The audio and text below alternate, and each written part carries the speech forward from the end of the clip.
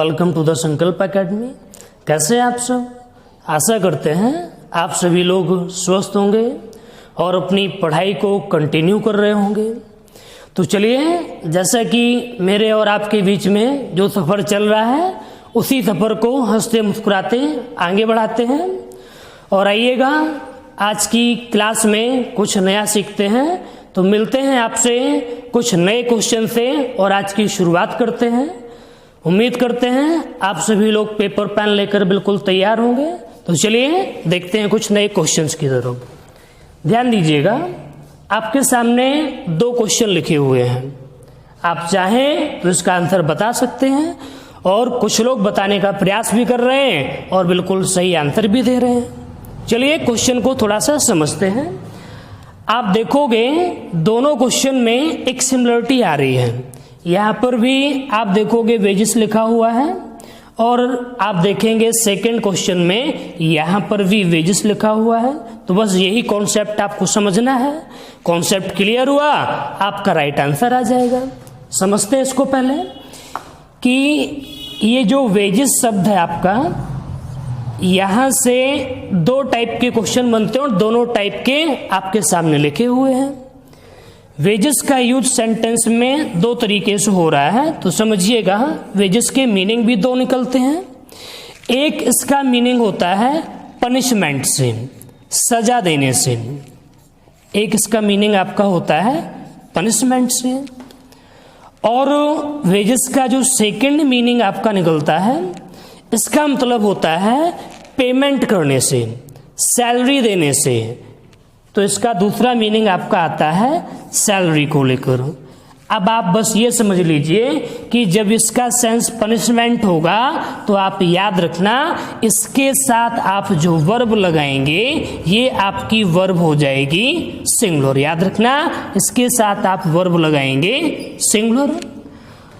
Second, जब इसका meaning होगा सैलरी देने से, पेमेंट करने से, तो आप याद रखना ऐसी कंडीशन में आप इसके साथ जो वर्ब यूज करेंगे ये आपकी वर्ब होनी चाहिए प्लूरल। तो उम्मीद करते हैं ये छोटी सी बात आपको समझ आई होगी। चलिए तो देखते हैं एग्जाम्पल की तरफ। सामने लिखे हुए हैं द वेजेस ऑफ सिन। आपके सामने वर्ब ऑप्शन है, इज आएगी या आर आएगी, दैट। कुछ लोग आंसर बिल्कुल सही दे रहे हैं। आपने जैसा कि यहाँ पर देखा, यहाँ पर वेजेस का जो मीनिंग निकल रहा है, यहाँ पर बात की गई सिन का मतलब होता है पाप, यानी कि कह रहा है पाप की सजा मौत है। तो यहाँ पर आपने देखा कि वेजेस का मतलब पनिशमेंट से आ रहा है, और जब वेजेस का मतलब पनिशमेंट होगा तो इसके साथ आपकी जो वर्ब आएगी ये वर्ब आपकी हो जाएगी सिंगुलर। तो यहाँ पर सिंगुलर में आप लगाएंगे इज, आर यहाँ पे आपका गलत ऑप्शन हो गया। सेकंड क्वेश्चन को देखते हैं। हिज वेजेस ऑप्शन है, इज आएगा या आर आएगा, 30,000 अ मंथ। तो यहाँ पर आप बताइए कि यहाँ पर वेजेस का मतलब पनिशमेंट से है या सैलरी से है।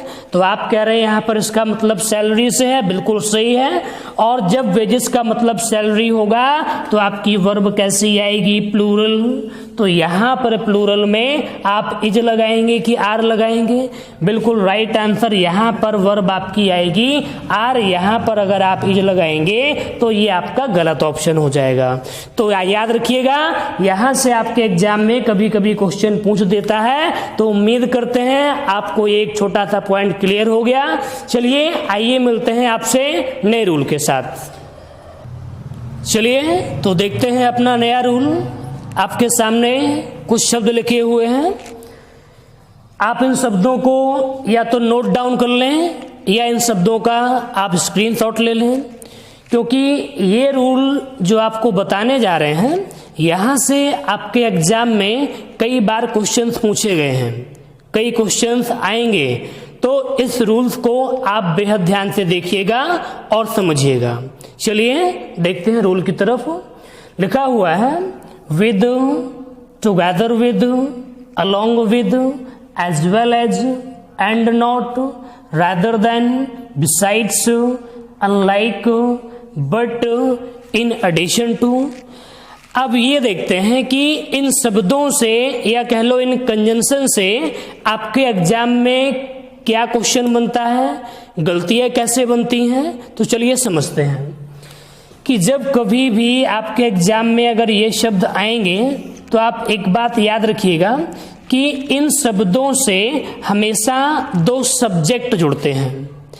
एक सब्जेक्ट इन शब्दों के पहले आपको दिया जाएगा, इसके पहले होगा, और एक सब्जेक्ट इन शब्दों के बाद आपको दिया जाएगा। यानी कि जब कभी भी ये शब्द आपके पेपर में आएंगे या सेंटेंस यहाँ से बनेगा तो ये हमेशा दो सब्जेक्ट को जोड़ेंगे। अब आगे आपको लगानी होगी वर्ब, आगे आपको वर्ब का यूज करना होगा। अब यही तो समस्या है कि आपके सामने दो सब्जेक्ट हैं और आपको एक वर्ब लगानी है।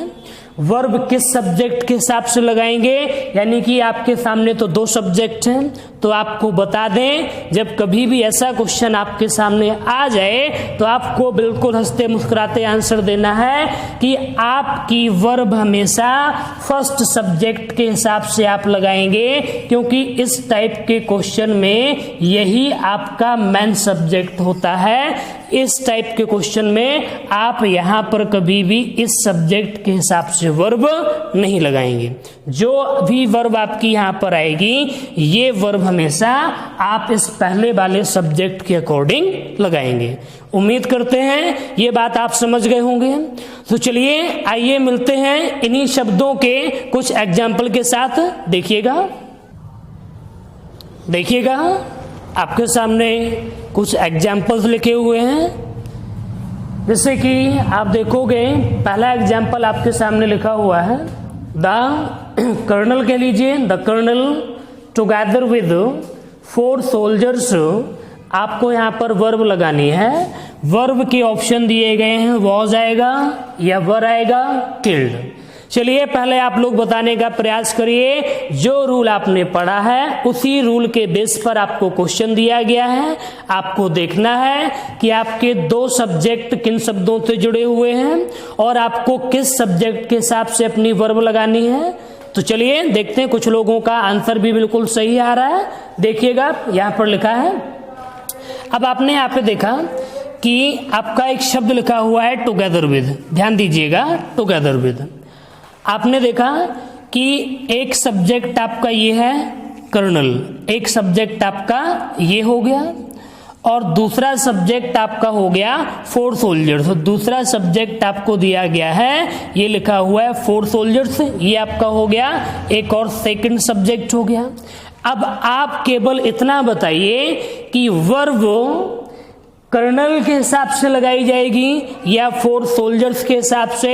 बिल्कुल सही आप बता रहे हैं। आपकी वर्ब आएगी पहले वाले सब्जेक्ट के हिसाब से, यानी कि कर्नल के हिसाब से।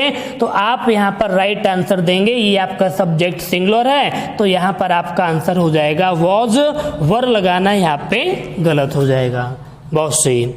नेक्स्ट क्वेश्चन आपके सामने एग्जाम्पल लिखा है ही rather than his victims. Verb का ऑप्शन दिए गए आपको, इज आएगा या आर आएगा, अनहैप्पी।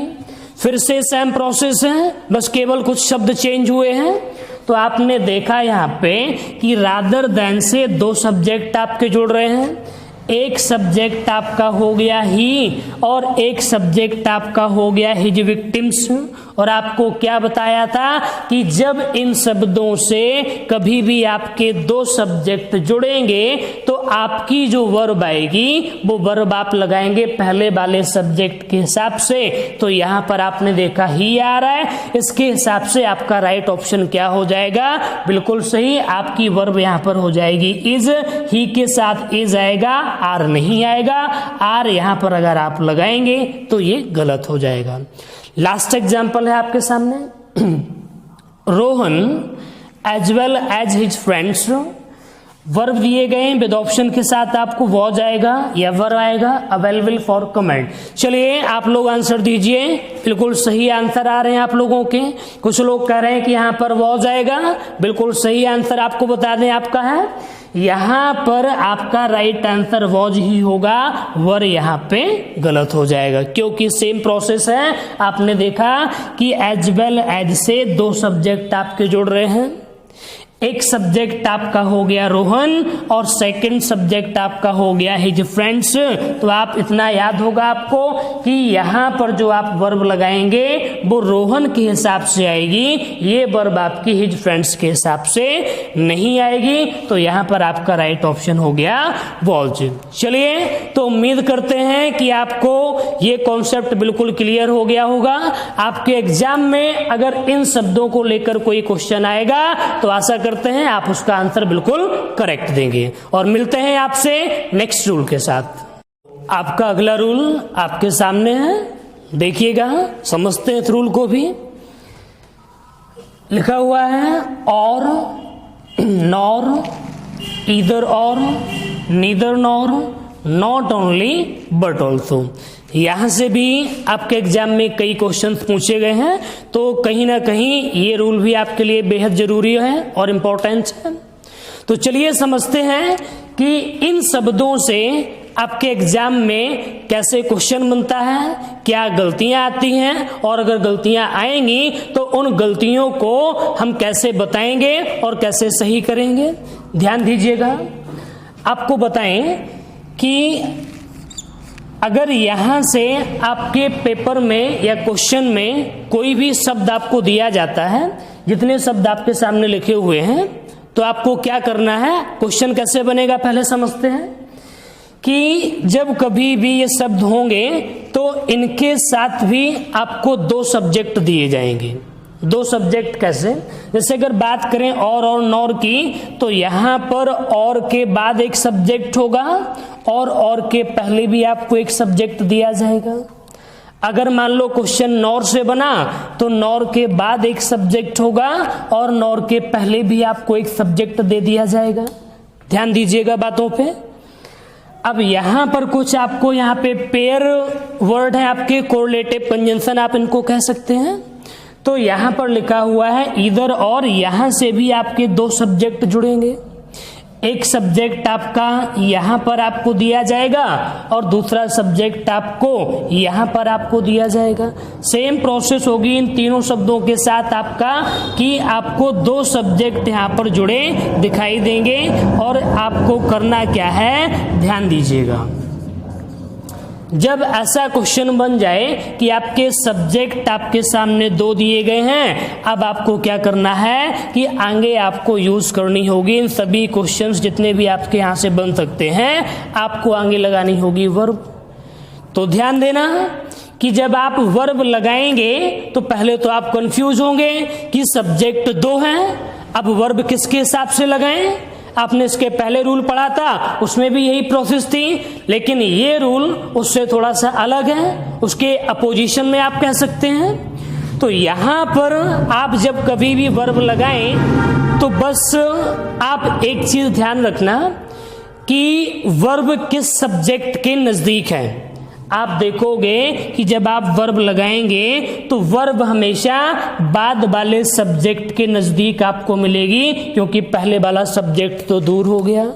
तो आपको याद ये रखना है, जब कभी भी इस टाइप का क्वेश्चन आपके पेपर में अगर आ जाए और आपको वर्ब लगानी पड़ रही है, तो आप जो वर्ब लगाएंगे ये वर्ब हमेशा बाद वाले सब्जेक्ट के हिसाब से कह लो, या आप ये कह सकते हैं कि जो सब्जेक्ट वर्ब के नजदीक होगा उसी सब्जेक्ट के हिसाब से आप अपनी वर्ब लगाएंगे। एक छोटी सी लाइन अगर आपको बताएं तो आप ये कह सकते हैं इस रूल के लिए, verb used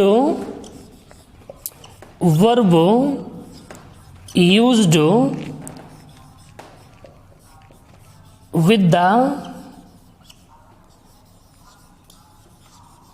nearest subject, used with the nearest subject. बस आप एक छोटी सी लाइन ये याद रख लो, इस रूल से आपको कोई कंफ्यूजन नहीं होगी।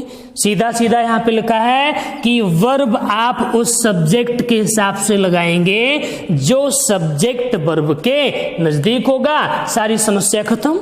तो चलिए, आपको ये रूल अगर क्लियर हो गया है तो मिलते हैं इस रूल के कुछ एग्जाम्पल के साथ। ध्यान दीजिएगा।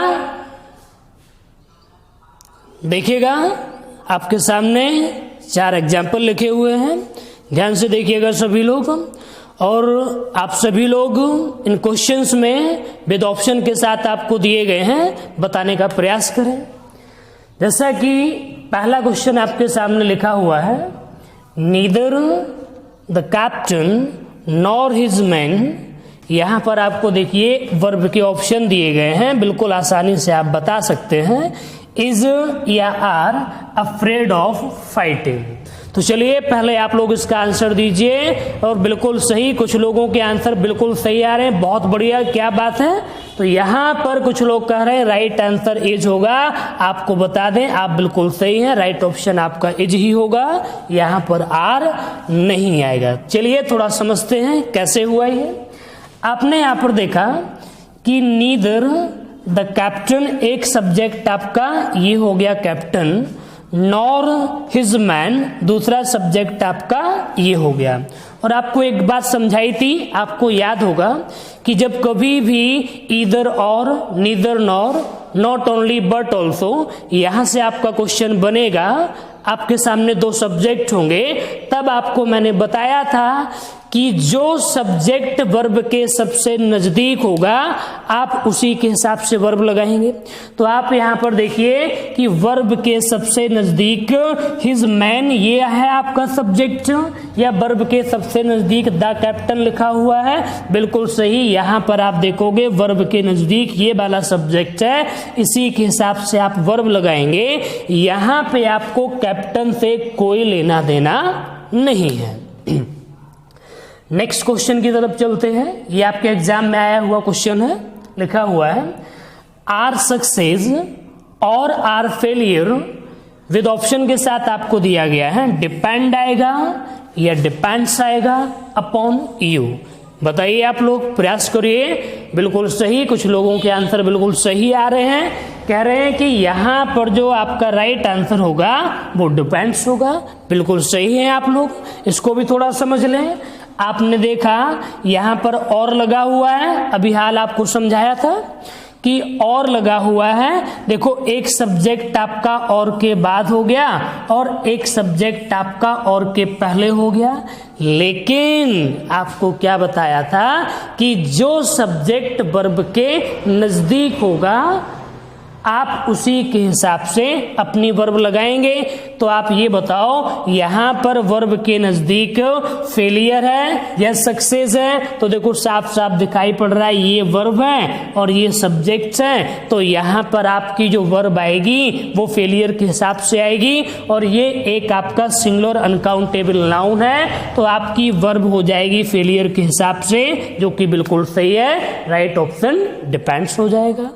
नेक्स्ट क्वेश्चन को देखते हैं, neither Ram nor his friends, option दिए गए आपके सामने वर्ब के, इज आएगा या आर आएगा, टू बी ब्लेम्ड। तो आप यहां पर देखेंगे सेम प्रोसेस है, बहुत सही, अब तो सभी लोग आंसर सही दे रहे हैं यहाँ पे। तो यहां पर देखा मैंने, फटाफट देखते हैं कि देखो एक सब्जेक्ट आपको दिया गया है नीदर के बाद, एक सब्जेक्ट ये हो गया, और एक सब्जेक्ट आपको ये दिया गया है नॉर के बाद, आपका सब्जेक्ट ये हो गया।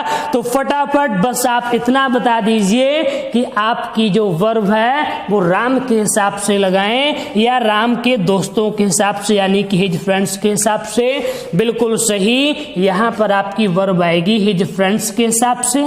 इतना बताइए हिज फ्रेंड्स से ये सिंगुलर है कि प्लूरल है, आप लोग कह रहे हैं प्लूरल, तो यहां पर जो आपका जो राइट आंसर होगा तो प्लूरल आपकी वर्ब आएगी आर, यहां पर इस कहना गलत हो जाएगा। बहुत बढ़िया, आप लोग तो बहुत इंटेलिजेंट हो गए, आंसर बिल्कुल फटाफट सही दे रहे हैं। लास्ट वाले क्वेश्चन को और देखते हैं, उसके बाद आगे चलते हैं। देखा कि लास्ट क्वेश्चन लिखा हुआ है ईदर मोहन और हिज ब्रदर्स, वर्ब के देखो दोनों ऑप्शन है आपके सामने, कोई परेशानी नहीं, बस आपको बताना है सही गलत। गॉन टू मुंबई, आप ये बताइए, यहाँ पर देखो दो सब्जेक्ट हैं, एक सब्जेक्ट हो गया मोहन और दूसरा सब्जेक्ट आपके सामने दिया गया है हिज ब्रदर्स। आप बस इतना बता दो, ज्यादा कुछ नहीं, कि आगे की वर्ब मोहन के हिसाब से लगा दें कि हिज ब्रदर्स के हिसाब से लगा दें। बताइए, बिल्कुल सही। आप लोग कह रहे हैं लगा दीजिए इस वाले सब्जेक्ट के हिसाब से। अच्छा, ये और बताओ, ये सब्जेक्ट सिंगुलर है कि प्लूरल? बहुत सही, आप कह रहे हैं ये सब्जेक्ट भी आपका प्लूरल है, तो इसके हिसाब से आपकी वर्ब यहाँ पर राइट क्या होगी? हैव। यहाँ पर हैज लगाना गलत हो जाएगा। तो उम्मीद करते हैं कि आपको ये जो पेयर वाला कॉन्सेप्ट था ये क्लियर हुआ होगा। यहाँ से अगर कोई क्वेश्चन आपके एग्जाम में आएगा तो आप उस क्वेश्चन को देखते ही आंसर बता देंगे। चलिए मिलते हैं आपसे एक नए रूल के साथ। चलिए, आपके सामने कुछ क्वेश्चंस लिखे हुए हैं जो आपके पेपर में आए हुए क्वेश्चंस हैं। पहले आप क्वेश्चन को देखिए, बताने का प्रयास करिए, उसके बाद आपसे विद क्वेश्चन के आपको पूरा रूल बताएंगे। चलिए आप लोग एक बार प्रयास कर लो, देखते हैं। विद ऑप्शन के आपको वर्ब दी गई है, बस आपको बताना ये है कि वर्ब आपकी सिंगुलर आएगी या प्लूरल आएगी, क्योंकि सब्जेक्ट वर्ब एग्रीमेंट में बस आप केवल एक चीज हमेशा याद रखना, पूरा टॉपिक जब आप पढ़ जाएंगे एक ही कॉन्सेप्ट आपको निकल कर आएगा कि सब्जेक्ट कैसा था और आपकी वर्ब कैसी है। अगर आपने सब्जेक्ट को पहचान लिया तो आप वर्ब लगा देंगे। बस पूरे सब्जेक्ट वर्ब एग्रीमेंट टॉपिक में आपको केवल यही चीज देखना है कि सब्जेक्ट कैसा है, सिंगुलर या प्लूरल, और आपकी वर्ब कैसी है। तो चलिए आइए समझते हैं दोनों क्वेश्चंस को। जैसा कि आपके सामने पहला क्वेश्चन लिखा है, देयर, वर्ब के ऑप्शन दिए गए हैं, हैज आएगी या आपकी वर्ब हैव आएगी। Been a number of railway accidents during the last month. पहला क्वेश्चन आपका ये हो गया। आप लोग बताइए। सेकंड क्वेश्चन है, देयर, यहां पर भी आपको बताना वर्ब हैज आएगी या हैव आएगी। Always been some form of education, but has या हैव ऑलवेज बीन स्कूल्स। यहां पर भी आपको बताना है। तो चलिए, कुछ लोग इसका आंसर भी सही दे रहे हैं, बहुत बढ़िया। जो लोग आंसर सही दे रहे हैं इस रूल्स को समझते हैं, देखना ध्यान से सभी लोग। अगर आपके सेंटेंस की शुरुआत कभी देयर से कर दी जाए, THERE, देयर, और इसके बाद आपको कभी वर्ब लगानी पड़ी हो, या मान लो क्वेश्चन आ जाए कि आपको देयर दिया है और आगे आपको वर्ब लगानी है, तो आप क्या करेंगे? तो आप सबसे पहले ये देखना कि इस वर्ब के बाद आपको एक सब्जेक्ट जरूर दिया जाएगा। इस चीज को आपको ध्यान रखना है कि इस वर्ब के बाद आपको एक सब्जेक्ट जरूर दिया जाएगा। अब ये जो सब्जेक्ट होगा, ये सब्जेक्ट को पहचानना मुश्किल होता है। वैसे तो ये आप कहेंगे इतना इजी, ये तो सर हमें आता है, लेकिन आपके सामने एग्जाम में आए हुए क्वेश्चन भी लिखे हैं, आप कंफ्यूज भी हो रहे होंगे। यही तो आपको समझना है। तो सब्जेक्ट केवल दो ही चीजें आपकी बनेंगी, आपको पहले भी बताया मैंने। सब्जेक्ट या तो ये नाउन होगा या फिर सब्जेक्ट आपका ये प्रोनाउन होगा, दो ही सब्जेक्ट होंगे।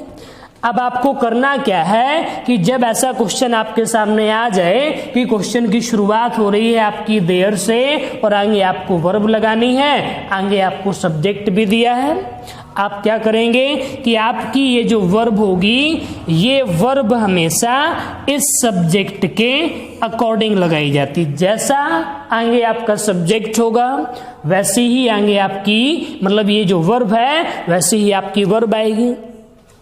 अगर ये सब्जेक्ट आपका सिंगुलर हुआ तो ये वर्ब आपकी सिंगुलर हो जाएगी, और अगर ये सब्जेक्ट आपका प्लूरल हुआ तो ये वर्ब आपकी हो जाएगी प्लूरल। देखो आपको छोटा सा एग्जांपल देके यही समझा देते हैं। जैसे यहां पर मैंने लिख दिया देयर, आपको बताना है इज आएगा कि आर आएगा, आप वो आए, ये लिखा हुआ है, ठीक। ये इसके नीचे एक और छोटा सा क्वेश्चन दे रहे हैं, देयर इज आएगा या आर आएगा और लिखा हुआ है a boy and a girl. चलिए तो ध्यान दीजिएगा, दोनों क्वेश्चन में आपके सामने लिखे हुए हैं, समझते हैं इन क्वेश्चन को। आपको क्या बताया कि अगर कभी क्वेश्चन की शुरुआत देयर से हो जाए और आगे आपको कोई वर्ब लगानी पड़ जाए तो आगे जो वर्ब आएगी ये वर्ब आपकी आगे आने वाले सब्जेक्ट के अकॉर्डिंग आएगी। आपने क्या देखा कि इस छोटे से क्वेश्चन में आपका जो सब्जेक्ट है ये सब्जेक्ट आपका अ बॉय, ये एक आपका सब्जेक्ट है जो कि सिंगुलर है। तो आप यहां पर ये बताइए वर्ब आपकी इज होगी कि आर होगी। बहुत सही, कुछ लोग तो बहुत पहले ही आंसर दे चुके हैं। तो यहां पर आपकी इस सब्जेक्ट के हिसाब से एक लड़का जो कि सिंगुलर है आप वर्ब लगाएंगे इज, आर कहना यहां पे गलत होगा। नेक्स्ट क्वेश्चन की तरफ आइए चलते हैं। लिखा हुआ है देयर, वर्ब आपके सामने दी गई है, इज आएगी या आर आएगी और यहां पर आपके सामने ये पूरा एक सब्जेक्ट दिया गया है a boy and a girl. चलिए आप लोग बताइए कि जो सेकंड आपको क्वेश्चन एग्जांपल बताया है यहां पर आपकी वर्ब सिंगुलर लगाएं कि प्लूरल लगाएं। बहुत सही, कुछ लोगों के आंसर तो बिल्कुल सही आ रहे हैं कि यहां पर तो सब्जेक्ट तो दिया है लेकिन सब्जेक्ट आपका प्लूरल है, एक लड़के की बात की गई है और एक लड़की, दो पर्सन, यानी कि ये सब्जेक्ट आपका कैसा हो गया, प्लूरल। और जब सब्जेक्ट आपका प्लूरल होगा तो वर्ब कैसी आएगी, प्लूरल। तो आप यहां पर क्या लगाएंगे, इज या आर। राइट आंसर यहां पे आपका आर होगा, इज यहां पे आपका राइट आंसर नहीं होगा। तो उम्मीद करते हैं आपको ये कॉन्सेप्ट आप समझ गए होंगे कि जैसा आगे सब्जेक्ट होगा वैसे ही आप यहां पे वर्ब लगाएंगे। तो चलिए आइए आपके ये जो एग्जाम्पल दिए हैं जो आपके पेपर में पूछे गए हैं अब इनको सॉल्व करते हैं। देखिएगा देयर हैज आएगा या हैव आएगा, आपकी वर्ब है ये। Been a number of railway accidents during the last month. आप लोग बताइए क्या आएगा, पहचानिए, यही तो सब्जेक्ट वर्ब एग्रीमेंट है। इतना इजी क्वेश्चन नहीं है जितना कि आपको यहां पर बता दिया। अब आप केवल ये पहचान लो कि सब्जेक्ट दो ही चीजें होंगी, या तो नाउन या प्रोनाउन होगा। तो यहां पर आपने देखा कि इस क्वेश्चन में आपने चेक किया कि यहां पर आप देखोगे नाउन कहां पर आ रहा है, ये देखो साफ साफ लिखा हुआ है रेलवे एक्सीडेंट्स, ये आपका नाउन है। रेलवे एक्सीडेंट्स का मतलब हुआ है कि कई सारी दुर्घटनाएं हुई हैं रेलवे की। एक्सीडेंट्स ये सब्जेक्ट आपका पूरा हो गया, रेलवे एक्सीडेंट्स ये पूरा आपका एक सब्जेक्ट हो गया। अब बस आप केवल इतना बता दो रेलवे एक्सीडेंट्स ये सब्जेक्ट आपका सिंगुलर है या प्लूरल, क्योंकि एक्सीडेंट नहीं एक्सीडेंट्स लिखा है, कई दुर्घटनाएं, तो ये तो प्लूरल हो गया। बहुत सही, आप लोग सही आंसर दे रहे हैं। यहां पर आपकी वर्ब आएगी प्लूरल और प्लूरल में आप लगाएंगे हैव, हैज लगाना यहां पे गलत होगा। नेक्स्ट क्वेश्चन भी देखते हैं यहां पे। देयर आपको ऑप्शन दिए गए, हैज आएगा कि हैव आएगा। Always been some form of education, but फिर ऑप्शन दिए गए हैज और हैव। Always been school. बताइए कि पहले यहां पर आप क्या लगाएंगे, हैज लगाएंगे कि आप हैव लगाएंगे। तो आपने चेक किया कि सब्जेक्ट क्या है, तो सब्जेक्ट आपने देखा यहां पे सब्जेक्ट आपको दिया गया है एजुकेशन। बहुत बढ़िया, एजुकेशन ये आपका सब्जेक्ट है। फटाफट जरा ये बताइए ये सब्जेक्ट आपका सिंगुलर है कि प्लूरल। बिल्कुल सही, सिंगुलर है, तो वर्ब कैसी आएगी, हैज आएगी। यहां पर आप हैव नहीं लगाएंगे, एजुकेशन के अकॉर्डिंग हैज हो गया। यहीं पर इसी क्वेश्चन में एक और गलती की है आपके लिए। यहां पर बताइए कि यहां पर लिखा हुआ है बट और आपके सामने वर्ब है हैज या हैव ऑलवेज बीन स्कूल्स, तो यहां पर आपकी वर्ब क्या होगी। तो फटाफट आपने चेक किया कि आगे क्या सब्जेक्ट आ रहा है या क्या नाउन आ रहा है। तो आपने देखा आगे आपको एक नाउन दिया गया स्कूल्स, जो कि आपका ये जो लिखा हुआ है ये आपका प्लूरल है। तो यहां पर स्कूल्स के हिसाब से आपकी वर्ब कैसी आएगी, आपकी वर्ब आएगी प्लूरल तो आप बोलेंगे हैव हो जाएगा, यहाँ पर हैज कहना गलत। तो उम्मीद करते हैं आपको ये एक छोटा सा कॉन्सेप्ट समझ आया होगा। यहाँ से आपके एग्जाम में क्वेश्चन पूछे गए हैं। तो चलिए आइए मिलते हैं एक और छोटे से रूल के साथ आपसे, और उम्मीद करते हैं आप ये पूरा अच्छे से समझ चुके होंगे। तो चलिए आपके सामने आपका रूल आ चुका है, देखिएगा। यहाँ से भी आपके पेपर में कई क्वेश्चंस आए हैं, काफी छोटा सा और इम्पोर्टेंट रूल है आपके लिए। और आगे अगर यहाँ से कोई क्वेश्चन आएगा तो पूरा ही भरोसा है कि आप यहाँ से अगर कोई क्वेश्चन बनेगा तो आंसर उसका देंगे। समझते हैं इसको, देखिएगा। कुछ कलेक्टिव नाउन आपके सामने लिखे हैं जो पेपर में पूछे गए हैं। जैसे यहाँ पे लिखा है team, jury, audience, committee, army. पहले आपको बता दें कलेक्टिव नाउन आपके दो तरह से वर्क करेंगे। अगर कलेक्टिव नाउन जो आपको ये दिए गए हैं, अगर ये एक ग्रुप में काम करें, मतलब ग्रुप वर्किंग होता है, तो कलेक्टिव नाउन आपके सिंगुलर माने जाते हैं। और अगर कलेक्टिव नाउन ग्रुप में वर्क नहीं करते हैं, अलग अलग हो जाएं, डिवाइड हो जाएं, तो ऐसी कंडीशन में कलेक्टिव नाउन को माना जाता है प्लूरल। छोटी सी लाइन आपके लिए लिख दे रहे हैं, कलेक्टिव नाउन जब कभी भी अगर आपको लगे कि ये ग्रुप वर्किंग है, ग्रुप वर्किंग,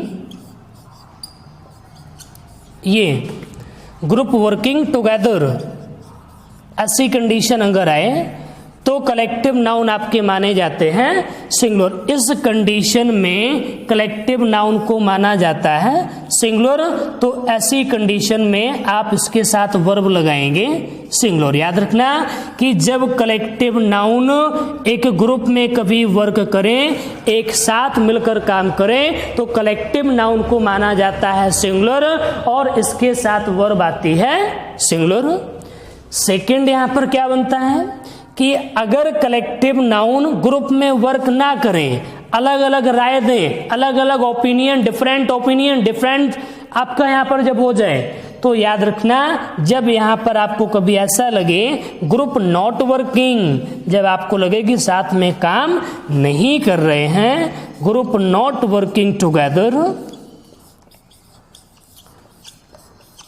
तब आप कह सकते हैं कि ऐसी कंडीशन में कलेक्टिव नाउन के साथ आपकी जो वर्ब आएगी वो वर्ब आपकी हो जाएगी प्लूरल। याद रखिएगा, यहां से बस दो ही पैटर्न के आपके क्वेश्चन आएंगे। बस याद ये रखना है, अगर ग्रुप वर्क होगा तो इन शब्दों के साथ आपकी वर्ब आएगी सिंगुलर, और अगर ग्रुप वर्क नहीं होगा, अगर ये अलग अलग काम कर रहे हैं, अलग अलग भागों में डिवाइड हो जाएं कलेक्टिव नाउन, तो ऐसी कंडीशन में आप याद रखना इनके साथ आपकी जो वर्ब आएगी वो आपकी वर्ब हो जाएगी प्लूरल।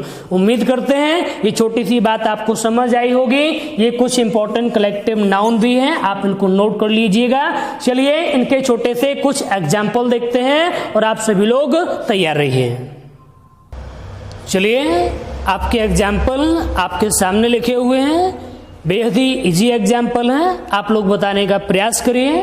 देखिएगा ध्यान से एग्जाम्पल को, पहले आप लोग एक बार बताने का प्रयास कर लीजिए। बहुत सही, कुछ लोगों के आंसर बिल्कुल सही आ रहे हैं। चलिए समझते हैं एग्जाम्पल को। पहला एग्जाम्पल है द टीम, आपके सामने ऑप्शन दिए गए हैं, इज आएगा कि आर आएगा, ready for the hockey match. तो जब कोई भी मैच होता है तो आपने देखा होगा कि पूरी टीम एक साथ वर्क करने के लिए जाती है। जब टीम वर्क होगा तभी मैच जीत पाते हैं। तो आपको बताया था कि जब कलेक्टिव नाउन कभी भी आपका ग्रुप वर्क करेंगे तो ये माने जाते हैं सिंगुलर, और जब ये सिंगुलर होंगे तो आप वर्ब लगाएंगे सिंगुलर। तो आप ये बताइए यहाँ पर टीम ग्रुप में वर्क कर रही है या फिर ग्रुप में वर्क नहीं कर रही है? बिल्कुल सही, वर्क ग्रुप में हो रहा है तभी तो मैच जीतेंगे। तो यहाँ पर आपका राइट आंसर होगा इज, आर कहना यहाँ पे गलत हो जाएगा। नेक्स्ट एग्जाम्पल है द ज्यूरी, यहां पर आपके सामने ऑप्शन दिया गया वॉज या वर गिवन देयर ओपिनियन। मतलब कह रहा है ज्यूरी का मतलब है जो जजों का ग्रुप है, जजों की मंडली है, उन्होंने अपनी अपनी राय दी। तो जब राय देने की बात होती है तो हर व्यक्ति अपनी अलग अलग राय देता है, सब अलग अलग हो गए। तो यहां पर आपने देखा कि यहां पर ज्यूरी जो है ये ग्रुप में वर्क नहीं कर रही है, यहां पर इनके थॉट, इनकी ओपिनियन अलग अलग हैं, ये डिवाइड हो गए। और जब कलेक्टिव नाउन ग्रुप में वर्क नहीं करते हैं तो इनको माना जाता है प्लूरल।